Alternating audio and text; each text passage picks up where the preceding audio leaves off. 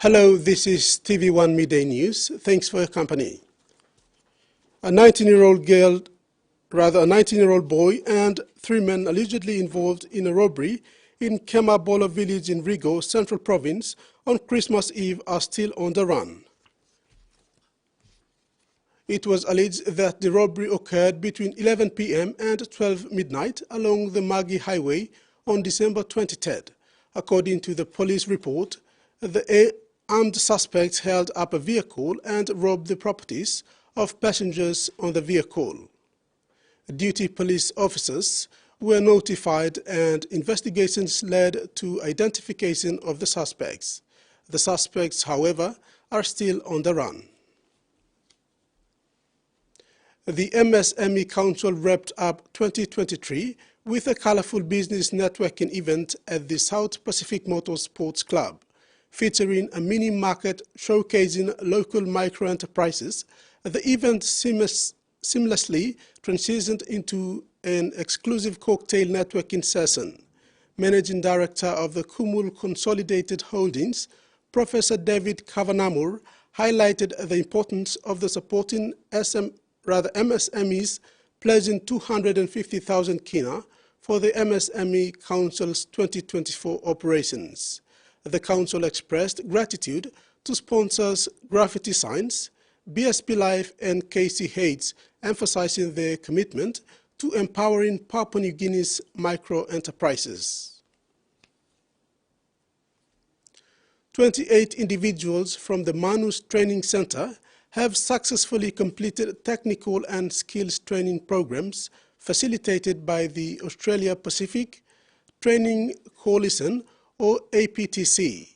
From the 28, 19 students have been awarded internationally recognized certificate, 2 in construction, while 9 MTC staff members have achieved their international skill training TVET trainer and assessor certificates. This accomplishment has already translated into tangible success, with 9 graduates securing employment immediately. The positive impact extends beyond these individuals, as the 28 graduates contribute to a total of 146 Manusians who have graduated from the APTC courses since 2007. Australia is working with PNG to improve access to reliable renewable energy solutions to help PNG meet its electrification needs. Through repairs to the Ramu-1 hydropower station in Kainantu, Eastern Highlands Province, up to 17 megawatts of generation capacity has been made available for the Ramu grid, enabling more reliable power in major centers in Madang, Morobe and the Highlands region. On the Port Moresby grid, Australia is providing new capacity banks and transformers at the major substations to help stabilize power supply and reduce power outages. Refurbishment of works to the Rona hydropower stations in Sogeri, Central Province, have been completed to improve reliability and generation capacity on the grid, with further improvements expected in early 2024. To overseas, the number of casualties reported at aged care homes in New South Wales have risen to the highest level in a decade. Police are recording more than 2 a day on average across the state. To the latest crime statistics, police recorded more than 900 assaults at aged care homes in the last financial year. That's almost triple the number of assaults recorded a decade earlier. It's possible that it reflects an increase in the incidence of violent behaviour occurring at aged care premises in New South Wales. However, it also could be a willingness of carers, providers or victims themselves to be reporting assaults to police. The biggest jump was in April 2021, when the government brought in new rules which require care providers to report all incidents of a criminal nature to police. If the reporting was the same, I'd say there's still probably been an increase. Professor Brian Draper from the University of New South Wales says the actual number of assaults in facilities has likely risen because people with lower care needs are increasingly being managed at home. That means that within the residential aged care sector, we've got a greater concentration of those who have the highest level of needs. Police won't say how often they attend aged care homes, but figures obtained by the ABC under Freedom of Information laws show more than 4,500 police incidents were recorded at such facilities last financial year. That's roughly 12 incidents a day across the state. Police say while they don't run training specifically for dealing with dementia patients, they're rolling out training focusing on the rights of the elderly. The U.S. Treasury, through the Office of Foreign Assets Control, has imposed sanctions on individual and 3 entities facilitating Iranian financial aid to Houthi forces in Yemen. This move aims to disrupt the flow of funds supporting the Iranian-backed Houthi rebels' attacks on international shipping in the Red Sea and Gulf of Aden. The sanctions blocked access to U.S. property and bank accounts and prevent the targeted people and companies from doing businesses with Americans. Thursday's actions is the latest round of financial penalties meant to punish Houthis. Earlier this month, the U.S. announced sanctions against 13 people and firms alleged to be providing tens of millions of dollars from the sale and shipment of Iranian commodities to the Houthis in Yemen.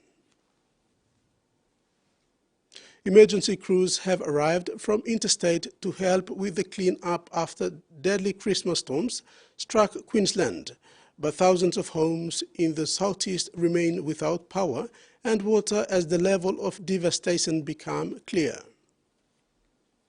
Breaking aftermath after Christmas storms lashed the southeast. The carnage has become clear. Family homes reduced to rubble at the peak of the holiday season. It's unbelievable.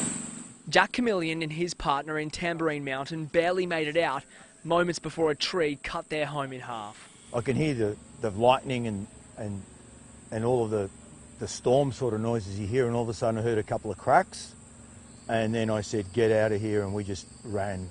Richard's house was splintered after gum trees demolished his living room. If we had spent Christmas at home, which was on the cards for a while, then yeah, we wouldn't have survived. The mammoth cleanup continues, with the recovery now estimated to take weeks, not days. The devastation, the lack of access to roads, the lack of access to get to properties, it's just been overwhelming for everyone. With no reticulated water supply, the community of Tamborine Mountain relies on tanks and pumps to supply their homes. That means if you don't have a generator, there's no running water, so now it's being shipped in by the truckload. More than 40,000 customers across the region were without power today, as crews struggled in the elements. By the end of the 31st of December this year, we aim to have 90% of power resupplied. The southeast is expected to swelter through heatwave conditions before the weekend. Certainly Brisbane, the Gold Coast and Sunshine Coast could be at risk to further severe storms and even some potentially isolated but very dangerous thunderstorms to come this weekend. And with more intense weather on the horizon, the outlook of a swift recovery is grim. In sports, the 2023 NGCB Patas Cup started yesterday in Lae and Goroka respectively. The tournament has once again assembled young men in the main centres of the Highlands provinces, including Morobe, to vie for the grand prize. The Eastern Highlands and Morobe challengers kicked off their games with some exciting matches. The Eastern Highlands Challenge hosts its matches at the Sir Denny Lee Oval with 8 teams participating. Matches were played as scheduled, with round 2 matches scheduled for today. In Lae, 8 teams participated in the first round of the matches yesterday, with their round 2 games to be played today as well. Meanwhile, Jiwaka Challenge is expected to start today due to changes in pool matches. 6 teams are scheduled to play over the course of 2 days, today and tomorrow. That wraps up the Midday News Update. Join us for more at 6 p.m.